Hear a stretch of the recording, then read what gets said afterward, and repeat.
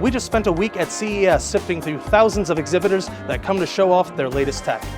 We've seen it all, from laptops, TVs, phones, robots, and everything in between. Here's what the Verge team thought stood out the most. This is our best of picks at CES 2026.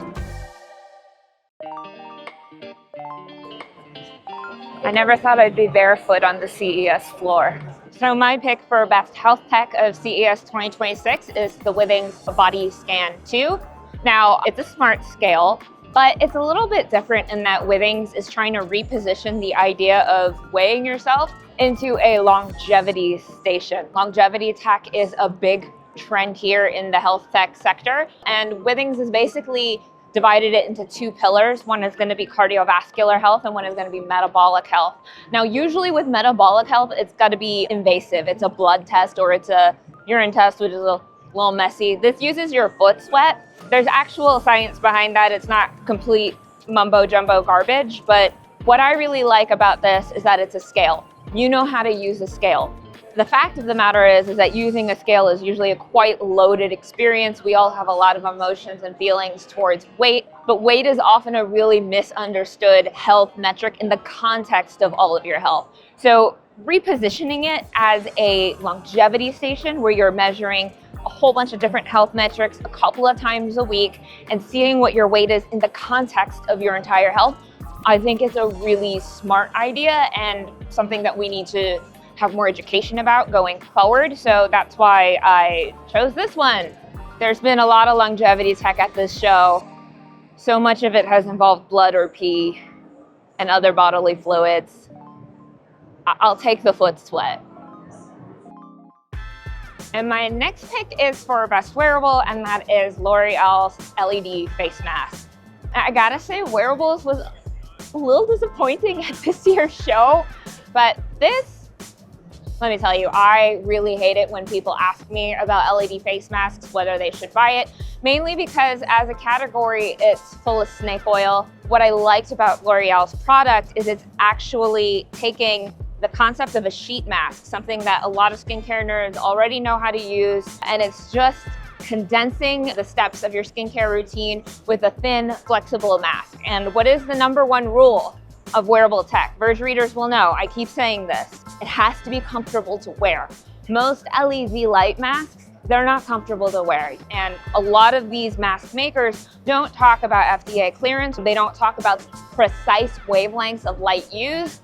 L'Oreal does. They've worked with a partner that has done a lot of clinical studies and trials, and they're innovating on the form factor. The fact that it sits a lot closer to your face, one, it could help with penetration. It could help make your existing skincare routines a bit more effective while reducing the time needed. It's only 5 to 10 minutes. It just is more transparent. And I don't know, if you want to go as Vecna for Halloween, there you go.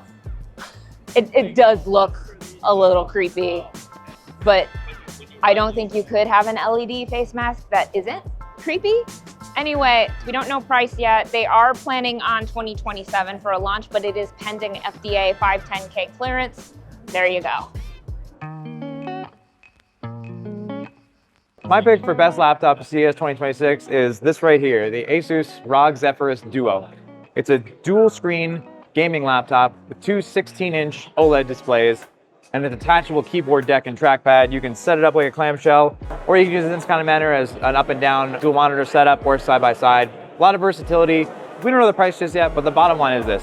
This is a really cool and unique gaming laptop to come to the space. I'm looking forward to testing it. I think it'll be a really interesting experience because I'm quite fond of dual screen laptops myself and any experience that I've had with them.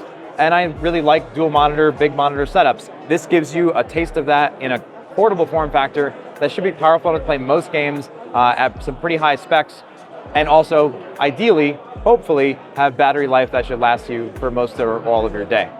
Those are key factors for any laptop, and they're not always common in gaming laptops, and nothing's common when it comes to dual screen. I'm a fan of OLEDs. I always say the more OLEDs, the better, and this has got two of them. My pick for best smart home product at CES 2026 is the Aqara Smart Lock U400. It may just look like a fairly standard smart lock, but the U400 has a hidden superpower, a UWB antenna. This is one of the first smart locks to work with Apple HomeKey's hands-free unlocking. The antenna in the lock connects to a UWB radio in your iPhone or Apple Watch and lets it unlock automatically as you approach. Hands-free unlocking means you just open the door, no need to get fingerprint, no need to type in a code, and definitely no need to use a key. It's a matter over thread lock, so it works with Alexa, Apple Home, Google Home, Home Assistant, Samsung SmartThings. But it also works with a new standard called Alero. And this is a standard for smart locks that's going to allow any smartphone, not just Apple, to unlock this door using UWB. The main reason this is my pick is because this lock is a great example of how smart home standards are coming together to make the smart home easier to use. Is that enough? My pick for best robot at CES 2026 is Roborock's Saros Rover. They finally did it. They can climb stairs. This is a robot vacuum that can not only climb up stairs using its articulated legs, but it can also vacuum your stairs. I mean, what else do we want? Now, you don't need to buy multiple robots for multiple floors. This bot will be able to climb up and down and vacuum all over your home. It can also hop to get over transitions between rooms. This could be a robot vacuum that hopefully will solve the problem of how to access every corner of your home and keep it clean. It is, however, a concept right now. No price or release date, although I am told by Roborock that it will be coming to market. I'm gonna do my best Vanna White. My pick for the best phone of 2026 at CES, Samsung Galaxy Z Trifold. There are a couple qualifiers here. It's not officially launched in the US, but we know it's coming. Samsung sort of announced this phone before CES. They released it in Korea, so could have bought one there, but it is coming to the US later this year. I got to play with it. It is super beautiful.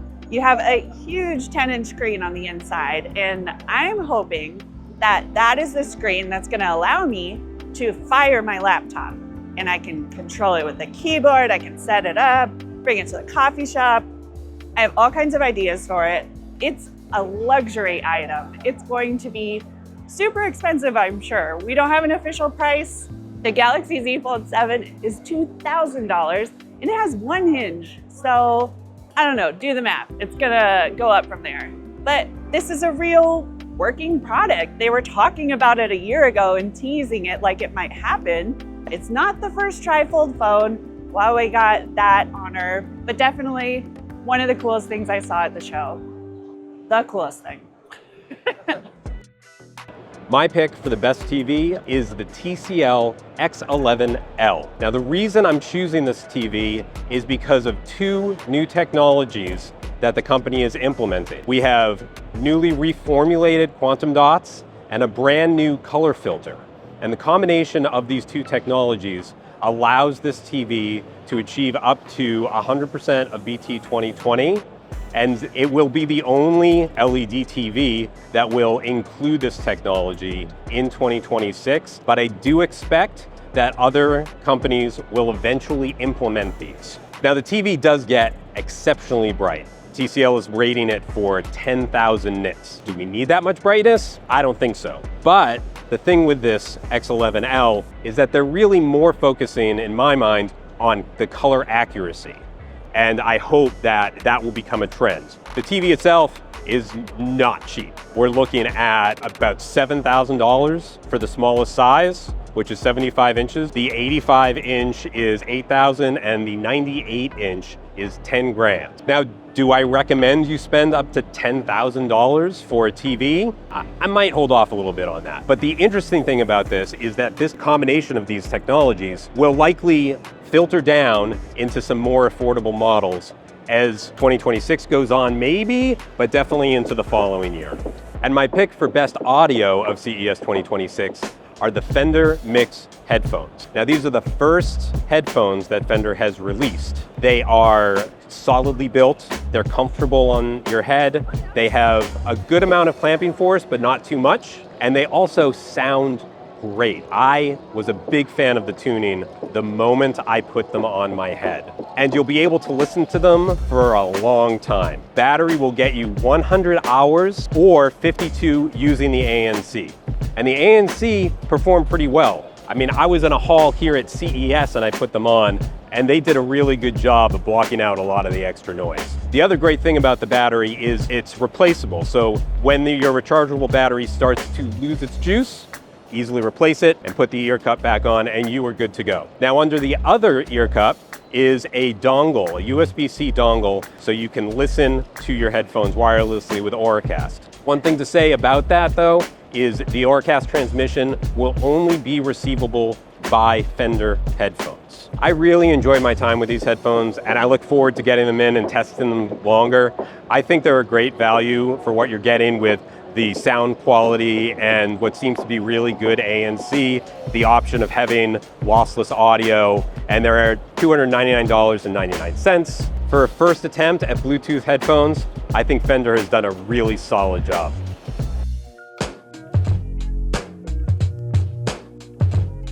So my pick for best car at CES was kind of a no-brainer because it was the only thing real enough for us to test ourselves, and that was the Mercedes Drive Assist Pro, which is a level 2 partially autonomous driver assist system that works in both cities as well as on highways. And this system is powered by 5 radar sensors, 10 cameras, and 12 ultrasonic sensors. And all of that data from those sensors is shoveled into a supercomputer from NVIDIA that's capable of running at up to 508 trillion operations a second. I went on a test ride through San Francisco and was pretty impressed with how the system handled all the chaos of a big crowded city. There were bike messengers and double parked cars and delivery trucks and people pushing baby strollers, and the Mercedes really handled it very effortlessly. I was very impressed by that. The driver is meant to sort of keep their hands on the wheel and stay paying attention to all the conditions and take control if they need to, and it will monitor your eye movements to make sure you're not checking your phone or falling asleep for that matter. But think of it as Mercedes' answer to Tesla's full self-driving, but arguably a lot more robust because of all those extra sensors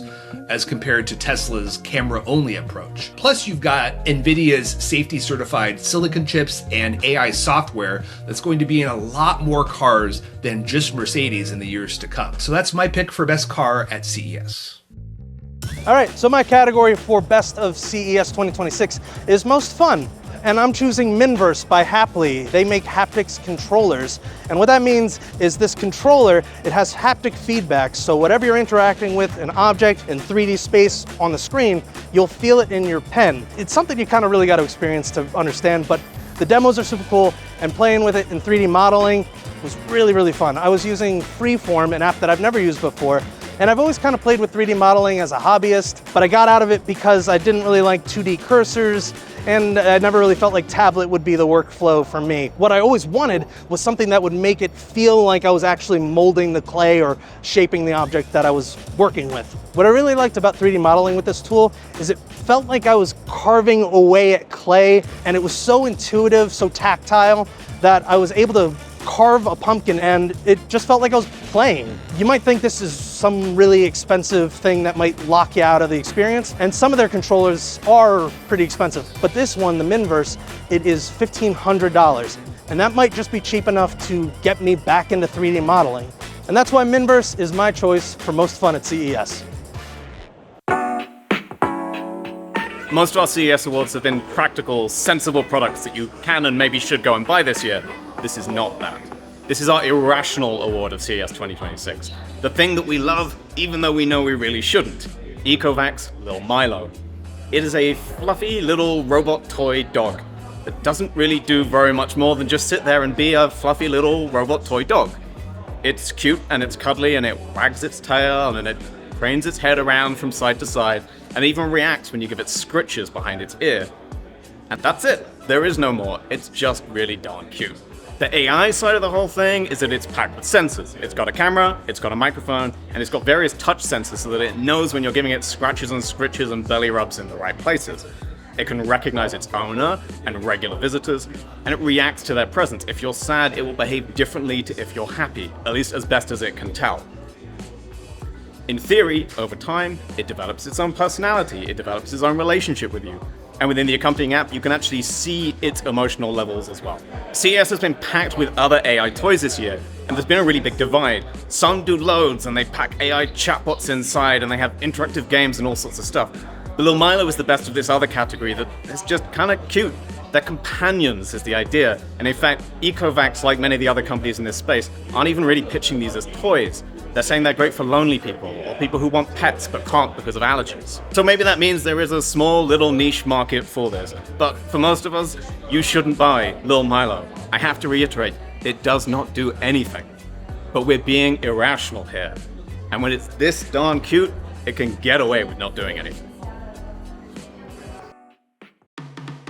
The LEGO Smart Brick is my best of CES 2026 because this tiny computer keeps surprising me with so much playable tech. It doesn't just play lights and sounds, it lets LEGO characters and vehicles interact. When you drop Luke into an X-Wing, it recognizes that he's there. It recognizes that it is an X-Wing. And if you drop R2-D2 in as well, you could do a barrel roll and hear R2-D2 scream. It can do this because it uses NFC tags to detect that both Luke and R2-D2 are there. Because the bricks have their own wireless Bluetooth mesh network, they can see each other's position and orientation, which lets the two of them do battle. You can have this X-Wing and Darth Vader TIE Fighter blast at each other, and it'll keep track of the number of hits they've taken. I have you now. But there's also surprising hidden interactions. Like if you put a few different characters around a brick, they'll just start speaking in their own little language. And it has a color sensor too, so if you press a button on the X-Wing, it can detect the red color and start firing the blasters. There are some predetermined sounds, like if you sit the Emperor down on his throne, it will play the Imperial March the same way every time. But if you drop a smart brick in the Mos Eisley Cantina and rock it back and forth, kids can determine how fast or slow it plays using the real-time synthesizer. You can even get Darth Vader to sing along. The smart brick does seem to add a bit to the cost of a LEGO set. This $70 X-Wing isn't as big as the ones we typically see carting around minifigs. Is this just a way of outsourcing kids' imaginations? I walked in thinking it might be that, but I walked out thinking it's more clever. It's not clear that this is the future of LEGO. They won't tell us there'll be any sets beyond these 3 Star Wars ones, but you get the sense that it's a big platform that's going to come out to more and more sets. And this isn't just a concept like many CES gadgets we see. This is a real product coming out in March. That's a big reason why it's my best of CES.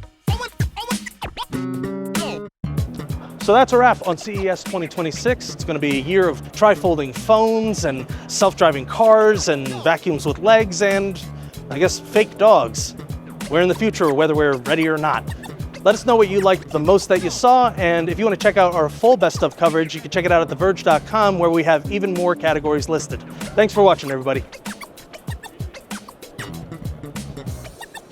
Where the hell am I?